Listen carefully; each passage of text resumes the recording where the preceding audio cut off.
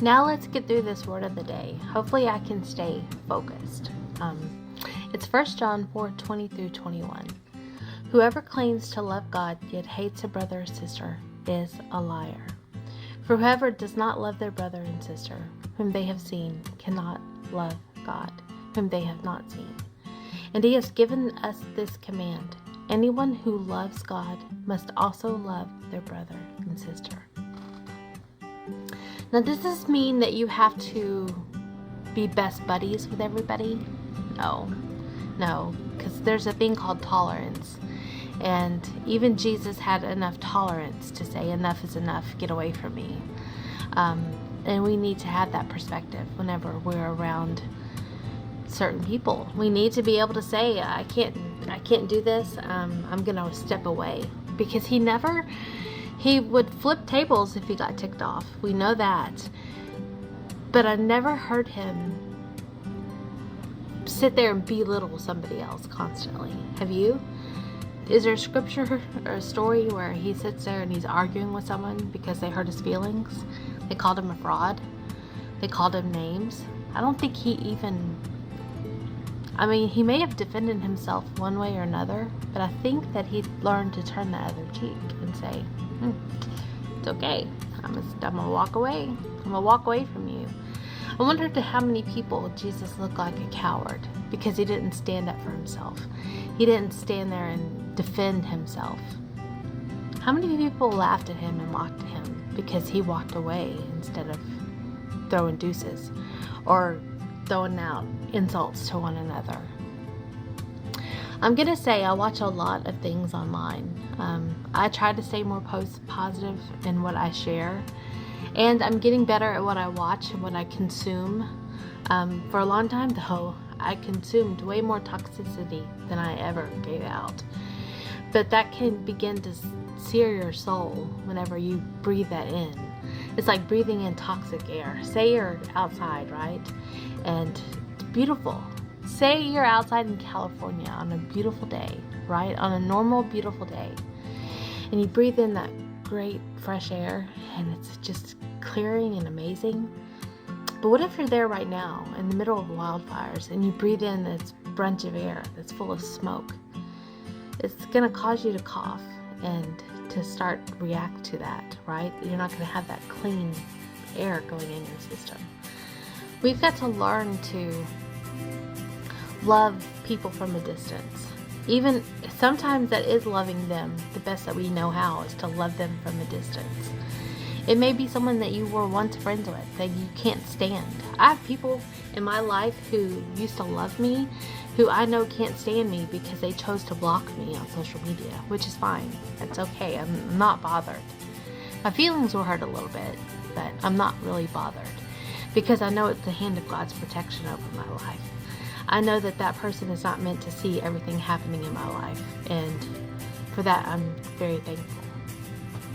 I know that my life is not for everybody. Not everyone's going to enjoy seeing Sheila succeed, and I understand that 100%, even though that's not who I am. I understand there are people out there who would rather see Sheila fail and Sheila fall and see Sheila beg for money or beg for attention, which I'm not going to ever do. Ever. That's not who I am. I'm not going to beg for your attention. Ever will I beg for anyone's attention. You're either going to give it to me or you're not. That's just how it is. But there's people who want to sit back and watch you fall and watch you fail. They're not there to love you, but they also do not love God. Because if they did, they would love you. And someone who loves you is not waiting to watch you fail and watch you fall and watch you plunder. How many parents sit back and are watching their kids learn to walk, and you're sitting there and you're waiting and you're just watching for them to fall? You're waiting for them to fail so you can laugh at them and mock them. You're not. You're cheering them on. You're at the end of the walkway and you're like, come here, come get me, come get mama, right? I know I was down on my knees with my kids when they were learning to walk, on the floor, waiting for them to approach me at a good safe distance until they gained enough confidence to get up and walk on their own. We need to do that with our brothers and sisters around us, and not your birth brother and birth sisters. We're talking friends and people around you that you may have issues with, and I say especially people you have issues with. Learn to walk in their presence. Learn to walk in their presence and not defend yourself. Learn to walk in their presence and just be your authentic self.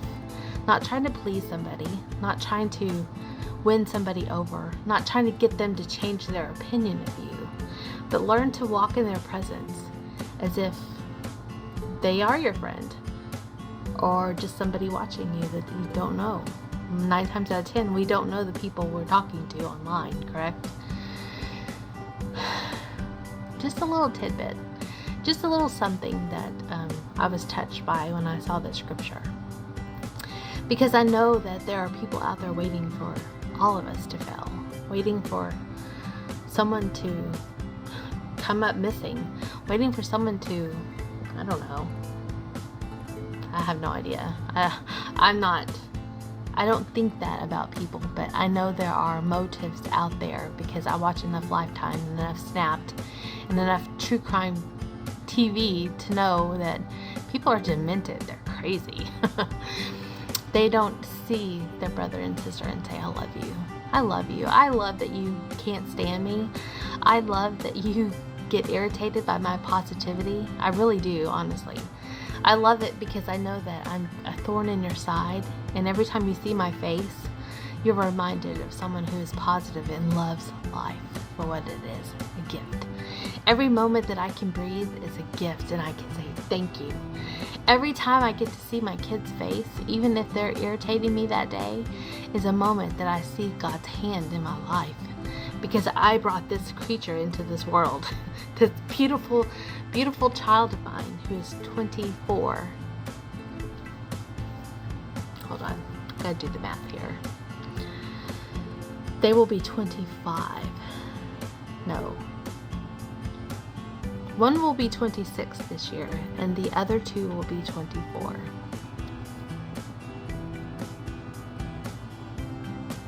Is that right? I think so. I don't know, somewhere around there. Maybe 23. Darn the math. Anyway, I have these beautiful kids in my life who have turned into these amazing adults. And I love that they are being challenged in their own life, in their own relationships. Because it teaches us to get out of our own head and to realize there are other people in this world besides ourselves.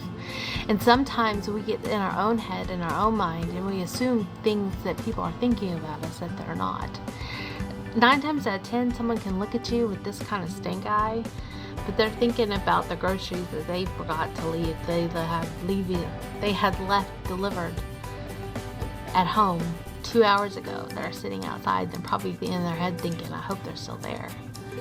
They may be thinking about how they're going to pay that light bill.